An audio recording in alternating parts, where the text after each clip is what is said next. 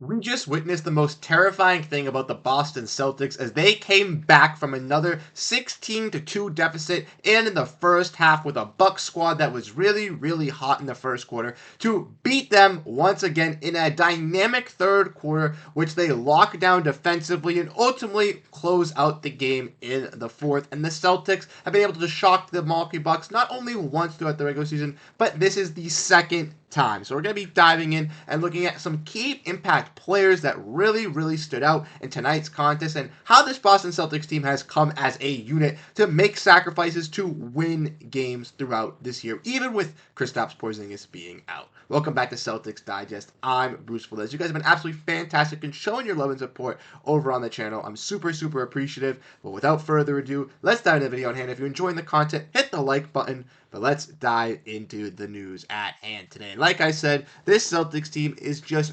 outright terrifying, and teams in the Eastern Conference should be fearful as they are too dominant in this Eastern Conference. As, like I mentioned, this is the second time the Celtics have matched up against a Milwaukee Bucks team in a couple weeks, and they've outright gotten the best of them in the second half. Both of these instances, the Bucks have come out dynamically in the first half, really going at the Celtics, but the Celtics in that halftime speech, Joe Mazzulla says something, and it wakes them up. And Jayson Tatum and Jaylen Brown have both arisen in both of those contests to really take over for the Celtics and really shine through, to push through and take those leads, and other players themselves have stepped up as well. So let's dive in and let's look at this contest that broke down this afternoon. Like I mentioned, the Celtics went out and beat the Bucks on the road after a nice little comeback of a victory. And the Celtics were down 16-2 in this contest, similarly to their last game as well when they played the Brooklyn Nets, which they also had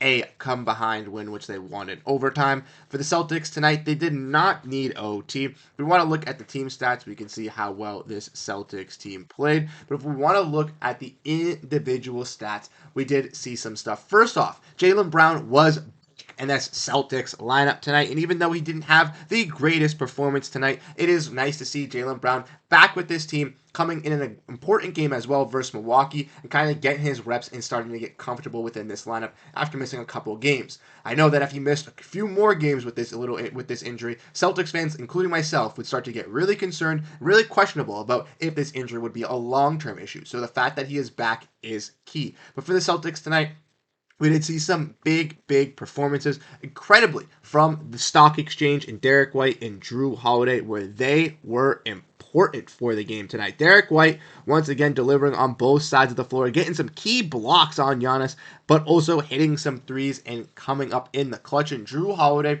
has made it known that when he goes up against the Milwaukee Bucks, his old team that traded him away for Damian Lillard, he is looking for revenge. And every game that he is doing that, he is playing Damian Lillard to the bones and sticking right to him, making sure nothing's happening. And Jrue Holiday did that once again today, getting a game-clinching save off of throwing it off of a Bucks player and just keeping this team engines alive. We've seen Holiday do this in Indiana in the Eastern Conference Finals, and sometimes he just turns a leaf where he's just that motor and he's that high energy guy who makes the right plays, and tonight was that moment for Holiday on both sides of the floor. Like I mentioned, the stock exchange, both Derrick White and Jrue Holiday were fantastic in getting steals and getting blocks and playing some terrific team defense in which they obviously came together to sacrificially win. Jayson Tatum also came out, maybe not the greatest shooting percentages when you look at the stats, 7 for 21, but on true shooting percentages did look solid. Had a double-double with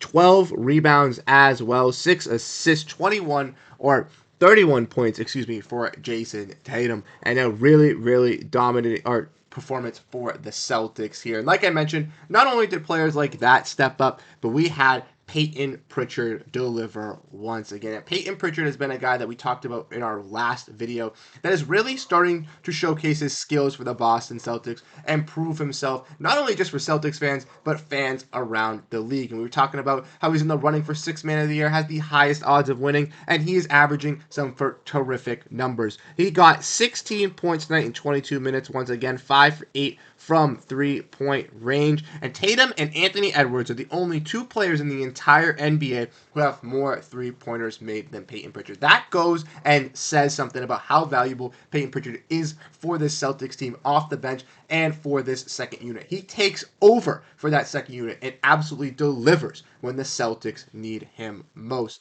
But not only did he do that, like I mentioned, Jayson Tatum, 31 points, 12 rebounds, and 6 assists. The man of the match came through for the Boston Celtics in that second half and incredibly in this third quarter. Like I mentioned, for the Boston Celtics, going against this Milwaukee Bucks team, they've had not only just one comeback in the second half, but two as they played this team already. And Jaylen Brown kind of took that first game this year when they played them in Boston, where he took over in that second half in the third quarter. Jayson Tatum went on and delivered for that tonight with the help alongside of other players as well. We also got to see Neemias Queta, Luke Kornet get some run, and Emi even played some great defense on Damian Lillard and was looking sharp as well for the Celtics.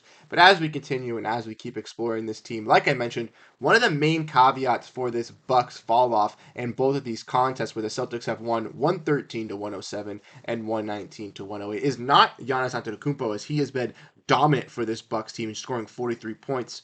But one specific quarter in which the Celtics really start to take over, and that's the third. And in this contest, where they took on the Bucks earlier on in the season, the Celtics obviously outscored the Bucks 37 to 26. But if you look at this one, the Celtics outscored them by almost half their points, coming one shy, 29 to 15. And the Celtics really clamped on the defensive side. These pictures are courtesy of Cameron Tabatabae, who does a fantastic job covering the Celtics. But I wanted to grab those snippets because I think the key thing for the Celtics team to really take it over is been that second half and realizing that Milwaukee is beating them down. Giannis is going through them. Taurean Prince at the beginning of the game is splashing, hitting threes left and right, and they need to get tougher, more physical, play a different type of basketball. And against this Milwaukee Bucks team, we've seen them bring out that physicality side and for some reason brings the best out of the Boston Celtics or we bring the best out of them as they play their best basketball versus us sometimes, which is just absolutely crazy because versus some of these other Eastern and Western Conference opponents, it looks like they can just be easily handled. But when they go up against the Celtics team, they obviously bring their best effort, and Giannis went through and tried to do that tonight. And unfortunately for the Bucks, unfortunately for Celtics fans, they were able to come away with a victory in a clutch way with players like Derrick White, Jayson Tatum, Jrue Holiday, Peyton Pritchard really coming together and winning this team. Like I said, this Celtics team has made sacrifices throughout last season with bringing in players like Holiday, Porziņģis, Horford, Derrick White to all kind of come together. A six-man squad of players that all could be in bigger roles than they could be now. Obviously, some guys off the bench as well, and Hauser, Queta, Pritchard have also taken some sacrificial roles where they could be prioritizing getting themselves some bigger paydays or possibly even bigger roles on other teams, but they'd rather go out and win and stay in Boston, and that is key. This team is realizing that, and I think a lot of other teams should be absolutely terrified of this Celtics squad heading up into the Eastern Conference because, like I said, not only do they have a player in Jayson Tatum and Jaylen Brown who are that 1A and 1B, players that could be that number one superstar on their squad,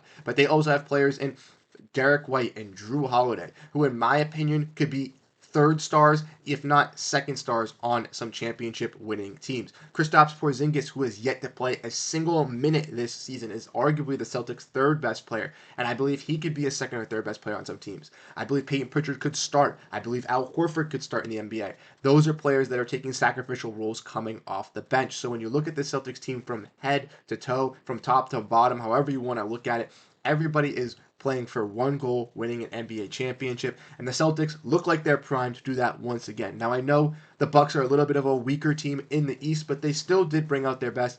Giannis still did look dominant. And if the Bucks want to come alive, they're going to have to make some changes sooner rather than later. But for the Celtics, this was a key victory, once again coming back down 16-2, similarly to how they did versus the Nets, and now we'll be looking to kind of take this on and bring this momentum back to TD and kind of getting the life back into Boston for this month heading into the NBA Cup. But let me know what you guys think down below in the comment section. How do you guys feel about this Boston Celtics team, where you ultimately stand? How you guys feeling about this squad? I am for sure very, very pumped up, very, very amped that our Celtics squad is looking top tier in this Eastern Conference like we predicted. They're having no really injuries. They're having no big issues at this moment. We're going to knock on wood, and hopefully they'll be able to keep contending and keep up this momentum throughout the entire season. But like I said, let me know what you guys think down below in the comment section. You guys have been absolutely fantastic. and I'll see you guys in the next video. I'm Bruce Velez, peacing out on Celtics Digest. Have a great rest of your night, and go Boston Celtics.